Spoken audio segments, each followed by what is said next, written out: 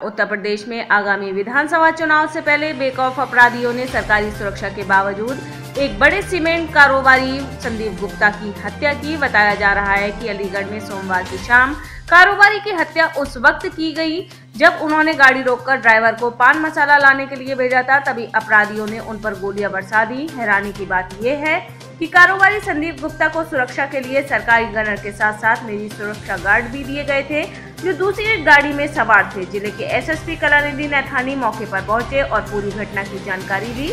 अपराधियों को पकड़ने के लिए एसएसपी ने 5 टीमों का गठन भी किया है।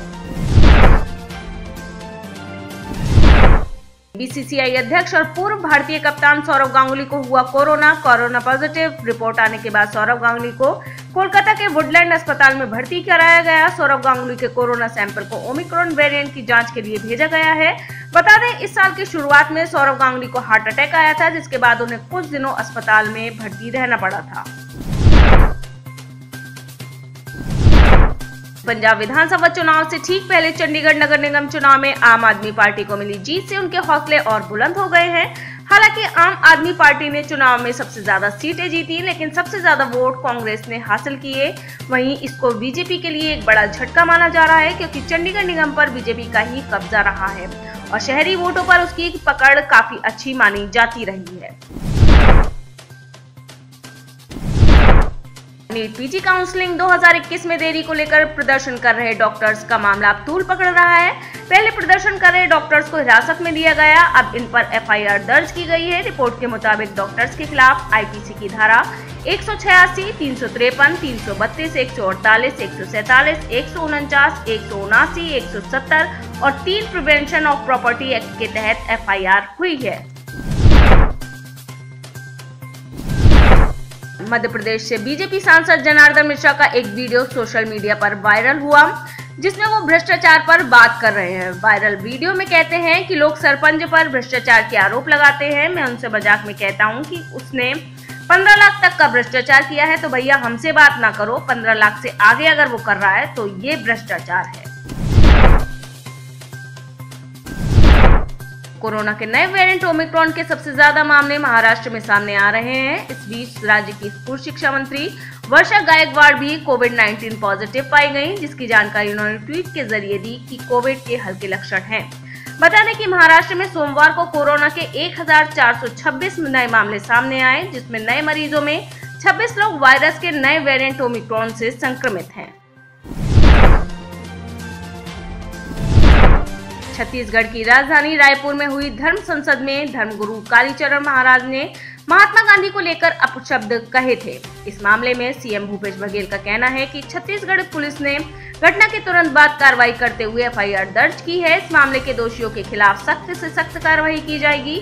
वहीं सीएम भूपेश बघेल ने ये भी कहा कि अगर इस तरह के गुंडे भगवा वस्त्र धारण करके ऐसी भाषा का प्रयोग करेंगे तो वे संत नहीं कहलाएंगे। बिहार के छपरा से एक मामला सामने आया, जिसमें मुख्य डाकघर से जुड़े एक जमाकर्ता एजेंट का प्रतिनिधि सैकड़ों लोगों का पैसा लेकर फरार हुआ। अनुमान है कि आरोपी ने करीब 5 करोड़ के आसपास की रकम का हेरफेर किया है। पीड़ितों की शिकायत पर पुलिस ने मामले की जांच शुरू कर दी है। वहीं पोस्ट ऑफिस के वरिष्ठ अधिकारियों ने स्वतः संज्ञान लेकर एक अलग काउंटर खोल दिया है, जिस पर सभी पीड़ित जमाकर्ता अपने खाते और जमा राशि की अपडेट जानकारी ले सके। लीबिया के तटीय शहर खोम्स के तट पर करीब 27 शरणार्थियों के शव मिले। इस जानकारी को लीबिया की रेड क्रिसेंट ने पुष्टि कर बताया कि इनकी मौत नाव पलटने से हुई है। यूरोप जाने वाला यह रास्ता अवैध प्रवासियों के जाने के लिए सबसे खतरनाक रास्ता माना जाता है, जहां से अक्सर प्रवासियों के डूबने की खबरें आती रहती हैं। वहीं जानकारी के मुताबिक इन शवों में एक बच्चा और 2 महिलाएं भी शामिल हैं।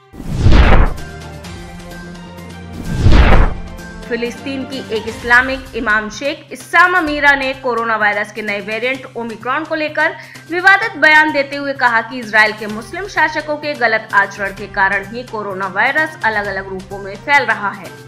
वहीं यरूशलेम के अल अक्सा मस्जिद में एक संबोधन के दौरान कहा कि शासक समलैंगिकता की अनुमति देते हैं और नारीवादी संगठनों का पालन करते हैं। इसीलिए कोरोना पूरी दुनिया में फैल रहा है।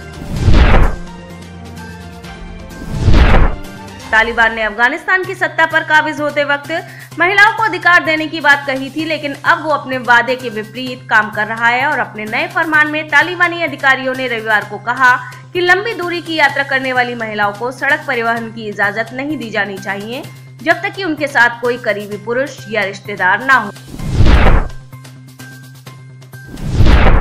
हरिद्वार की धर्म संसद में मुस्लिम समुदाय के खिलाफ हुई भड़काऊ भाषणबाजी को लेकर पाकिस्तान ने इस्लामाबाद में भारतीय राजनयिक एम सुरेश कुमार को अपनी गंभीर चिंताओं से अवगत कराया है। वहीं पाकिस्तान के विदेश मंत्रालय के प्रवक्ता आसिम इफ्तिखार अहमद ने बयान जारी किया है कि आज भारतीय चार्ज डी अफेयर्स को विदेश मंत्रालय इस्लामाबाद में तलब किया गया और भारतीय मुसलमानों के नरसंहार करने के हिंदुत्व समर्थकों के खुलेआम आह्वान पर पाकिस्तान सरकार की गंभीर चिंताओं से भारत सरकार को अवगत कराने को कहा है। आप इस खबर के बारे में क्या सोचते हैं, हमें कमेंट सेक्शन में बताएं। साथ ही ब्रह्मास्त्र न्यूज को सब्सक्राइब और शेयर भी जरूर करें।